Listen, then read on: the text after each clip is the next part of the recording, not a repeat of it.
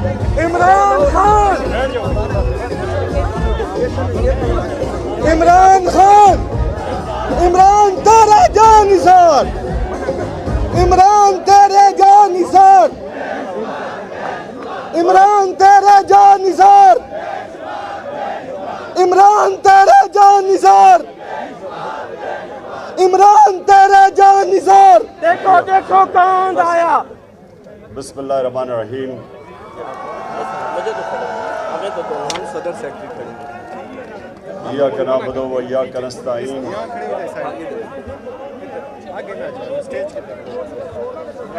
خاموش پلیز خاموش اللہ تیری عبادت کرتے ہیں، تیرے سے مدد مانگتے ہیں۔ میں آج سرگودا بار ایسوسی ایشن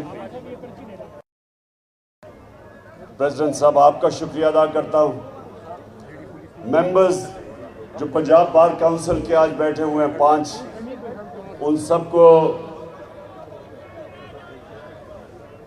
خوش آمدید بھی کہتا ہوں، آپ کا گیسٹ بھی ہوں، اور ادھر آنے کا بھی آپ کا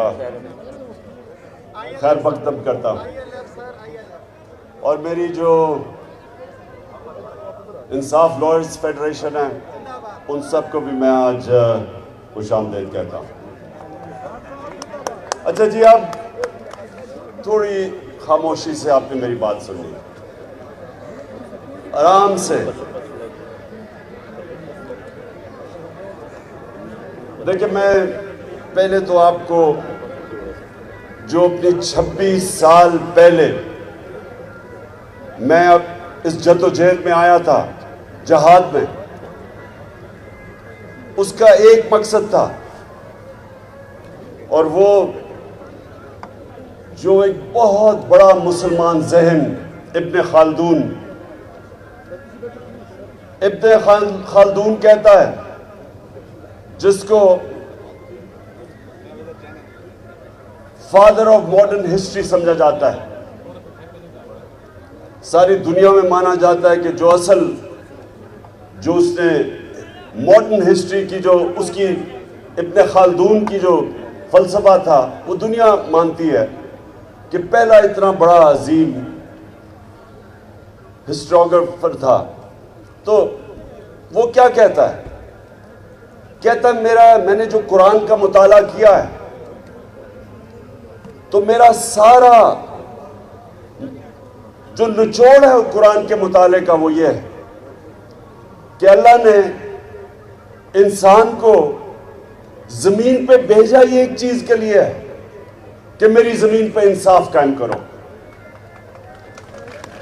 اب یہ آپ نے سمجھ جائیں، تھوڑی خاموشی کیجیے، آپ نے ذرا ایک بات میری سننی ہے غور سے۔ دیکھیں، اللہ نے جب انسان کو اشرف المخلوقات بنایا، سب سے عظیم مخلوق، تو اس نے یہ بھی کہا کہ جب انسان اوپر جاتا ہے، اس کی پرواز اوپر ہوتی ہے، تو فرشتوں سے بھی اوپر چلا جاتا ہے، لیکن جب وہ گرتا ہے تو جانوروں سے بھی نیچے چلا جاتا ہے۔ تو انسان کے معاشرے میں اور جانوروں کے معاشرے میں فرق کیا ہے؟ 2 فرق ہیں۔ انسان کے معاشرے میں انسانیت ہے، ہمارے میں فکر ہوتی ہے کمزور کی۔ اگر واقعی انسانیت کا نظام ہے، جو نبی صلی اللہ علیہ وسلم نے دنیا کی پہلی فلاحی ریاست بنائی تھی مدینہ میں، جدھر اصل میں انسانیت کو آگے رکھا گیا، زکوٰۃ پہلی دفعہ کانسیپٹ لے کے آئے کہ عام آدمی پیسے والوں سے پیسہ لو اور عام آدمی کے اوپر خرچ کرو، جو غریب ہیں ان کو اوپر اٹھاؤ۔ یہ بڑا عظیم کانسیپٹ تھا فلاحی ریاست کا، جو آج مجھے افسوس سے کہنا پڑتا ہے کہ اسکینڈینیویا میں اگر آپ جائیں تو آپ کو صحیح معنی میں فلاحی ریاست نظر آتی ہے، لیکن شاید ہی کسی مسلمان ملک میں وہ فلاحی ریاست نظر آتی ہے جو نبی صلی اللہ علیہ وسلم نے کانسیپٹ دیا تھا مدینہ میں۔ اور دوسری جو جانوروں سے اور انسان میں فرق ہے، جانوروں کے نظام میں انصاف نہیں ہے، طاقت کی حکمرانی ہے۔ جو طاقتور ہے اس کے لیے ایک قانون ہے، اور جو بیچارہ کمزور ہے وہ چھپتا پھرتا ہے، کوئی اس کی حفاظت کرنے کو لیے نہیں۔ انسانی معاشرہ ہوتا ہے جدھر ایک کمزور کو تحفظ دیا جاتا ہے، اس کو قانون کہتے ہیں۔ قانون تو کمزور کو چاہیے، طاقتور تو ویسے ہی کبھی قانون کے نیچے نہیں آنا چاہتا، صرف کمزور کو قانون چاہیے طاقتور سے تحفظ لینے کے لیے۔ سو یہ میں آپ کو صرف انیشل بتا رہا ہوں کہ میں نے جب 26 سال پہلے اپنی یہ سٹرگل شروع کی تھی تو یہ دو پرنسپل تھے، انصاف، انسانیت، اور تیسرا خودداری، کیونکہ لا الہ الا اللہ انسان کو آزاد کر دیتا ہے، کسی کا انسان کی اور ہر قسم کی غلامی سے آزاد کر دیتا ہے۔ ایک حدیث ہے کہ لا الہ الا اللہ انسان کو غیرت دیتا ہے، کسی کے سامنے نہیں جھکتا وہ۔ تو یہ تین پرنسپلز تھے۔ تو میں آج بات صرف انصاف کا کرنا چاہتا ہوں، اور میں آپ کے پاس اس لیے آیا ہوں کہ میں چاہتا ہوں کہ آپ اب میرے ساتھ مل کے اس ملک کی جو حقیقی آزادی کی جنگ ہے، آپ میرے ساتھ مل کے اس پہ شرکت کریں۔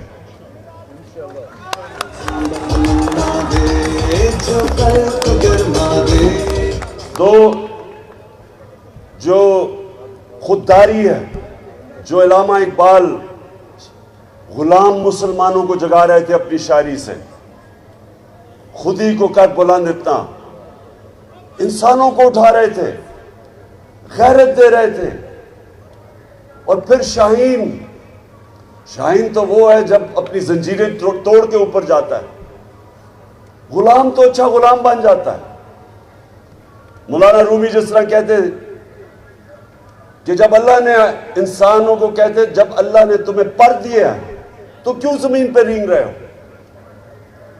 کیونکہ اللہ نے ہم سب کو وہ پوٹینشل دیا ہے کہ ہم تو فرشتوں کے اوپر بھی جا سکتے ہیں، لیکن مسئلہ یہ ہے کہ غلام اوپر نہیں جا سکتا، چاہے وہ غلام ہو اس لیے کہ ایک ملک کے اندر ظلم کا نظام ہو، جو طاقتور کا انسان غلام بن جاتے۔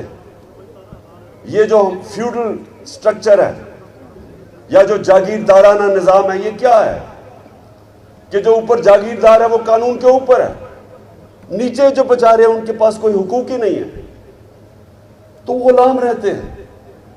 میں ہمیشہ بتاتا ہوں لوگوں کو کہ جب بھی اس بر صغیر میں فتح کرنے والے کانکررز آئے، سب شمال سے آئے سوائے انگریز کے جو سمندر سے آیا، تو کوئی راستے میں رکاوٹ نہیں ہوتی تھی۔ جب وہ پہاڑوں سے نکلتا تھا، افغانستان سے، خیبر سے نکلتا تھا، تو سیدھا راستہ پہنچا تھا دلی کا، کیونکہ لوگ غلام تھے۔ جب وہ غلام تھے تو وہ لڑتا ہی کوئی نہیں تھا اپنی آزادی کے لیے، صرف آزاد لوگ اپنی آزادی کے لیے لڑتے۔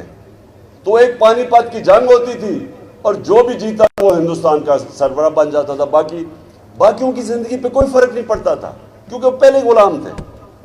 صرف آزاد لوگ کھڑے ہوتے ہیں اپنی آزادی کے لیے، صرف آزاد لوگوں کی پرواز ہوتی ہے۔ تو ایک تو ہم نے اپنے ملک کو، یہ جو ہم اوپر امپورٹڈ حکومت بیٹھی ہوئی ہے جو کہ بیرونی امریکی سازش سے ہمارے پہ مسلط کی گئی ہے، جو وہ ہر کام کریں گے جو اوپر سے حکم آئے گا، یہ آپ کے حقوق کے لیے کبھی کھڑے نہیں ہوں گے۔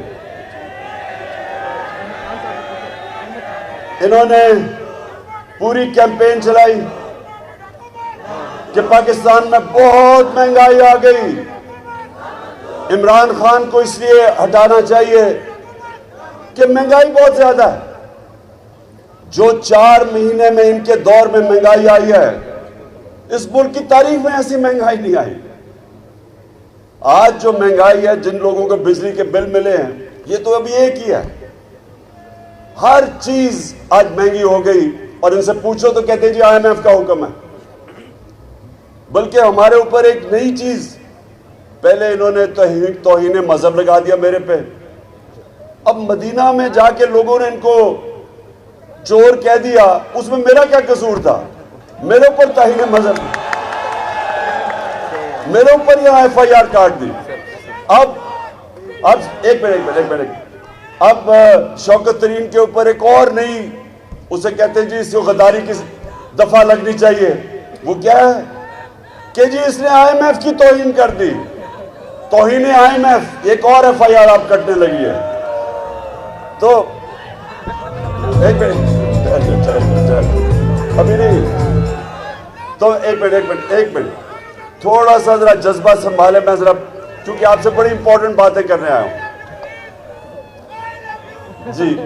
تو سب سے پہلے یہ یاد رکھیں کہ ہماری جو حقیقی آزادی کی تحریک ہے اس میں ہم نے ایک آزاد، خود مختار، غیرت مند قوم بننا ہے جو کبھی کسی کی سوائے اوپر والے کی کسی کی غلامی نہیں کرے گی. اور ہم فیصلے پاکستان کے فیصلے پاکستان میں ہوں گے، کوئی امپورٹڈ فیصلے نہیں ہوں گے اس ملک پہ. کہ اگر ہم سمجھتے ہیں کہ روس سے تیل میں ہندوستان 40% کم قیمت پہ تیل خرید رہا ہے، ہم کیوں نہیں خرید سکتے؟ کیونکہ یہ امپورٹڈ حکومت کو خوف ہے کہ جن لوگوں کی یہ غلامی کر رہے ہیں وہ اجازت نہیں دیں گے ان کو. لوگ بچارے مہنگائی میں پس جائیں، یہ وہ کریں گے جو ان کے آقا ان کو حکم کرتے ہیں. اور ہم سنیں ذرا، اور ہم جس قوم نے 70-80 ہزار اپنے لوگوں کو قربان کیا امریکہ کی جنگ میں شرکت کر کے، اور آج اگر وہ امریکہ کہہ رہا ہے کہ بیسز دو پاکستان میں یا ہمارے اوپر سے ڈرون اٹیک کرے وہ افغانستان میں، ہم کیوں کسی کی جنگ میں شامل ہوں؟ کیا ہمیں سبق نہیں مل گیا؟ تو یہ دوسری چیز ہے کہ میں چاہتا ہوں کہ آگے سے میری قوم کبھی کسی کی جنگ میں شرکت نہ کرے، کسی کے لیے اپنے لوگوں کو ہم قربان نہ کرے. اور جو دوسری چیز جس کے لیے میں آپ سب کو تیار کرنے آیا ہوں، دیکھیں جو اس سے بھی بڑی جنگ ہے. حضرت علی کا قول ہے کہ کفر کا نظام تو چل جائے گا لیکن ناانصافی یعنی جو ظلم ہوتا ہے جدھر وہ نظام نہیں چل سکتا. ونسٹن چرچل، دوسری جنگ عظیم، ہٹلر کی فوجیں فرانس میں کھڑی ہیں، بمباری ہو رہی ہے برطانیہ کے لوگ گھبرائے ہوئے ہیں کہ ہم بچیں گے یا نہیں. تو وہ پرائم منسٹر ونسٹن چرچل سے پوچھتے ہیں کہ کیا ہم بچ جائیں گے؟ وہ جواب دیتا ہے کہ کیا ہماری عدالتیں انصاف دے رہی ہیں؟ جب انہوں نے کہا دے رہی ہیں تو اس نے کہا کوئی قوت ہمیں تباہ نہیں کر سکتی. جو آپ کی مجھے مدد کی ضرورت ہے، یہاں ہمیں انصاف کی جنگ لڑنی ہے، رول آف لا کی، قانون کی حکمرانی کی جنگ. یہ اس کے لیے آپ سب سے زیادہ ذمہ داری آپ کی ہے. پاکستان کی جو وکلا کمیونٹی ہے، آپ کے اوپر اللہ نے ذمہ داری ڈالی ہوئی ہے. ہماری جو آخرت میں امتحان ہوگا وہ اس چیز پہ ہوگا کہ اللہ نے جو بھی آپ کو نوازا تھا اور آپ کو اس نے قانون کا علم دیا ہے، آپ باقی لوگوں سے بہتر جانتے ہیں قانون کو، آپ عدالتوں میں پیش ہوتے ہیں. آپ سے بھی وہ پوچھے گا کہ جب پاکستان میں ظلم ہو رہا تھا، کمزور کے لیے ایک قانون، طاقتور کے لیے دوسرا قانون، کمزور چوری کرے جیل میں اور طاقتور چوری کر کے این آر او لے کے اور پرائم منسٹر بن جائے. یہ اس نظام کے متعلق حضرت علی نے کہا تھا کہ ایسا نظام نہیں چل سکتا. اور سارے دنیا کے اندر، میں ساری دنیا پھرا ہوں، صرف امیر اور غریب ملکوں میں فرق ایک ہے. غریب ملکوں میں یہ ظلم کا نظام ہے، ناانصافی کا نظام ہے، اور امیر ملکوں کے اندر انصاف ہے. جدھر رول آف لا ہے ادھر خوشحالی ہے، اور جدھر جنگل کا قانون ہے وہ غربت ہے. یہ وقت ہے پاکستان میں کہ ہم سب کو اب یہ اس حقیقی آزادی کے لیے لڑنا ہے، کیونکہ انصاف انسانوں کو آزاد کرتا ہے، ظلم انسانوں کو غلام بناتا ہے۔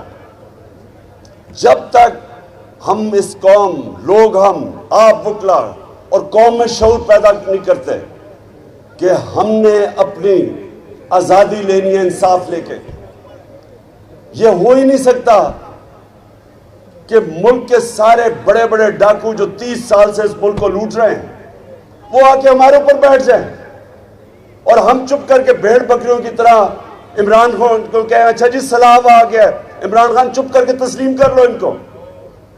میں انشاءاللہ سیلاب میں ان سب سے زیادہ کام کروں گا، لیکن تمہارا بھی پیچھا نہیں چھوڑوں گا۔ کسی صورت میں ان چوروں کو تسلیم نہیں کروں گا، اور جو بھی سمجھ رہا ہے کہ ہمیں ڈرا کے دھمکا کے میڈیا کا منہ بند کر کے اچھے صحافیوں کو ان کے اوپر ایف آئی آر کاٹے، کوئی باہر بھاگ جائیں، ڈرا کے دھمکا کے میرے اوپر ایف آئی آر یا دہشت گردی کی ایف آئی آر، جو مرضی کریں آپ، میں نے ان چوروں کو کبھی تسلیم نہیں کرنا۔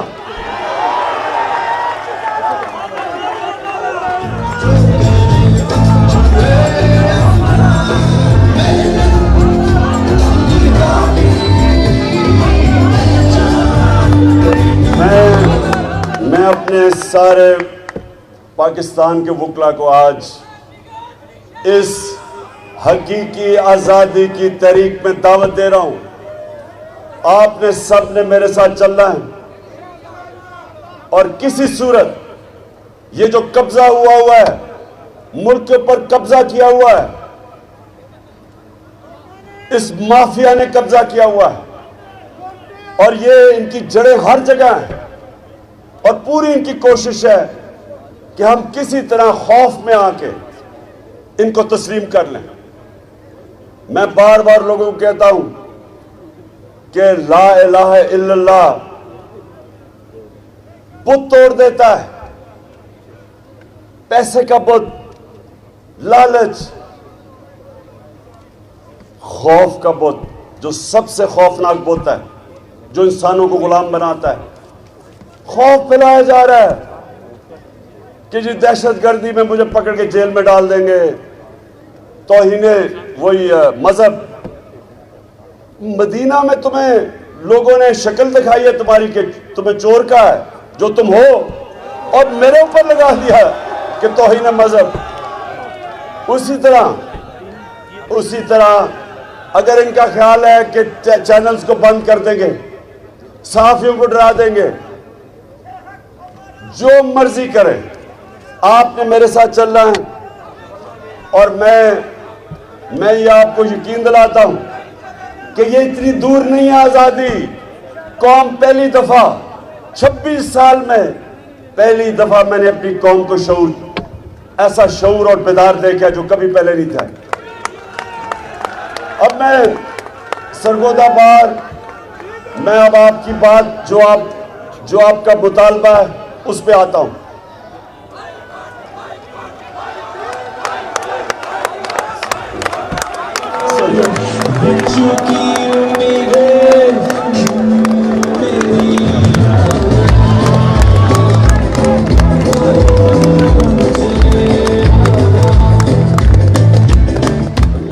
میں دیکھیں، سب سے پہلے تو میں آپ کو ایک بات کہنا چاہتا ہوں کہ پہلے میں اپنے ذاتی خیالات آپ کے سامنے پیش کروں گا، اور اس کے بعد میں حل بھی آپ کو بتاؤں گا کہ ہم نے کیسے یہاں کو سرگودا میں ایک ڈویژنل بینچ لینا ہے جو آپ سب کا ہے۔ دیکھیں، پہلے میں اپنا ذاتی ویو، میرا ذاتی ویو یہ ہے کہ پاکستان کے اندر جو ہر ڈویژن ہے اس کو صوبہ بننا چاہیے۔ وہ میں اس لیے کہہ رہا ہوں کہ دیکھیں، ایڈمنسٹریٹولی جتنا مینیجبل صوبہ ہوگا اتنا آپ بہتر لوگوں کی خدمت کر سکتے ہیں، آپ لوگوں کے مسئلے حل کر سکتے ہیں۔ یہی نہیں کہ صرف یہاں سے بکھر میاں والی سے اٹھ کے ایک عام آدمی کو جانا پڑتا ہے لاہور ہائی کورٹ. یہ صرف بات نہیں ہے, اور بھی مسئلے حل کرنے کے لیے اس کو لاہور جانا پڑتا ہے. میں یہ سمجھتا ہوں کہ آگے ہمیں یہ سوچنا چاہیے, اس کے اوپر ڈیبیٹ ہونی چاہیے کہ ہم اگر زیادہ صوبے بنا دیں, ڈویژنز کو بنا دیں, اس کے اوپر ڈیبیٹ کریں. ہوگا یہ مقصد صرف ایک ہے کہ عام آدمی کی زندگی آسان ہو. ہماری کوشش ہونی چاہیے کہ جو طبقہ مشکل زندگی گزارتا ہے اس کی ہم آسانی کیسے پیدا کر سکتے ہیں. میرا خیال کہ اگر یونٹ زیادہ بن جائیں, ان کے مسئلے وہاں حل ہو جائیں, لوکل گورنمنٹ سسٹم اچھا بن جائے, تو پہلی تو یہ چیز. اور دوسرا یہ بھی کہ انصاف, جس طرح میں نے شروع میں بات کی, سب سے امپورٹنٹ چیز ہے معاشرے میں انصاف ہوتا. انصاف کے لیے بالکل لوگوں کو میلوں دور نہیں جانا پڑتا. اتنی سفر عام آدمی بالکل بات ٹھیک کہتے ہیں, وہ جا کے کہاں ٹھہرے گا, اس کو پیسے خرچ کرنے پڑتے ہیں, کرایہ دینا پڑتا ہے, وہاں رہنا پڑتا ہے. اور میں آپ کو یہ بھی بتاؤں کہ ساری دنیا کے اندر جب آبادی بڑھتی گئی تو صوبے بھی بڑھتے گئے. کیوں بڑھتے گئے؟ کیونکہ وہاں سب نے کہا کہ لوگوں کو ہم کیسے انصاف دے سکتے ہیں. آپ یہ سوچیں کہ پاکستان کی آبادی 40 کروڑ تھی. جب پاکستان بنا ہے تو اس کی آبادی 40 کروڑ تھی. آج 22 کروڑ ہے. 40 لاکھ نہیں 40 کروڑ, ہاں سوری 40 لاکھ. پاکستان کی آبادی 40 ملین تھی اور آج پہنچ گئی ہے 220 ملین.